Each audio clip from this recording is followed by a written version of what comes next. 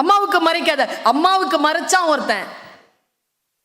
டேய் கிருஷ்ணா உன்னை கொலை செய்யணும்னு முடிவு பண்ணிட்டான்டா, நான் முடிவு செய்யறேன்டா உன்னை காப்பாத்துறேன், வாடா தங்கமே, என் தங்கமே வாடா, போய் குளிச்சுட்டு வாடா.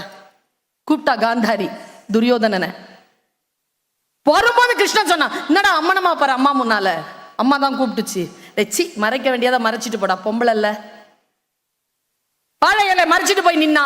கண்களை கழற்றி கண்களினுடைய அந்த திரையை எடுத்து அந்த கண்களில் இருக்கக்கூடிய அத்தனை சக்தியும் அந்த உடலில் பாய்ச்சினாள் தாய் காந்தாரி. வஜ்ரமாக்கினாள் அந்த உடம்பை. இடுப்பு பகுதி மட்டும் மறைஞ்சு இருந்தது. தர வரைக்கும் பார்த்துட்டு கண்ணை மூடிக்கிட்டு கதறி அழுதாள் காந்தாரி. தவறு செஞ்சுட்டியே தங்கமே, ஏண்டா பகுதியை மறைச்ச, என் பார்வை படலையேடா. கிருஷ்ணன் தாம்மா சொன்னான் மறைச்சிட்டு போன்னு. நான் எப்படி பிள்ளை இல்லாம சாவ போறேனோ அவனா நாதையா சாவாண்டான்னு சொல்லிட்டு சாபம் இட்டுட்டு போனா காந்தாரி.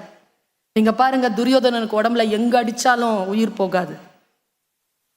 அம்மாவனுடைய கண் படாத தொடையில் அடித்தால் உயிர் போகும். இந்த கதை எதுக்கு நமக்கு?